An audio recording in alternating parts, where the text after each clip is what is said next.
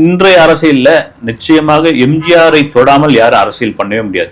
இருக்கணும் நிச்சயமா எம்ஜிஆரை தொடாம யாரும் பண்ண முடியாது. நம்ம திரும்ப சொல்லுதான், எம்ஜிஆருக்கு என்ன விமர்சனம் நடந்ததோ, என்ன கேலி கூத்துகள் நடந்ததோ, என்ன மாதிரியான ஒரு விஷயம் கூத்தாடின்ற ஒரு விஷயம் அவர் மீது என்ன பரப்பப்பட்டதோ அதே இது விஜய்க்கும் அதுக்கே பதில் சொன்னார். கூத்தாடின்னு சொல்றீங்களே அப்படின்னு. அது ஒரு தவறான வார்த்தை. நம்ம கூத்தாடி அப்படின்ட்டு ஒரு இது என்ன சொல்றது, அது ஒரு இதுவான விஷயம் கிடையாது. இந்த கூத்தாடிகள் இல்லை என்றால் இன்னைக்கு இவ்வளவு என்டர்டைன்மெண்ட் சேனல் இருக்குது, இவ்வளவு சோசியல் மீடியா இருக்குது. ஒரு காலத்துல அந்த கூத்துக்கு முன்னாடி தான் உட்காந்துறாங்க. இப்ப பாத்தீங்கன்னா கூத்து பெரிய ப்ராப்ளம் ஆயிட்டு இருக்கு. யூடியூப்லாம் அவ்வளவு வியூஸ் போதுங்க. பேஸ்புக்லாம் அந்த கூத்து கலைஞர்கள்லாம் பாத்தீங்கன்னா எனக்கு தெரிஞ்சு வந்தவாசியில இருந்து ஒருத்தர் வருது. அவங்க டெய்லியுமே அப்டேட் பண்றாங்க.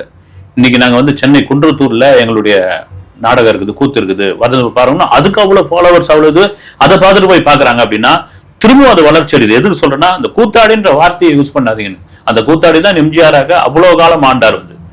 அதுதான் முன்னிறுத்தி பண்றாங்களே கண்டி.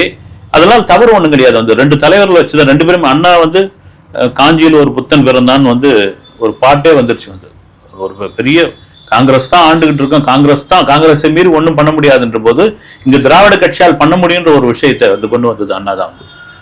அதே போலதான் எம்ஜிஆர் 2026 நாங்கள் அப்படின்ற ஒரு நம்பிக்கையை கொடுப்பதற்காக தான் அந்த பேனர்னு நான் நினைக்கிறேன்.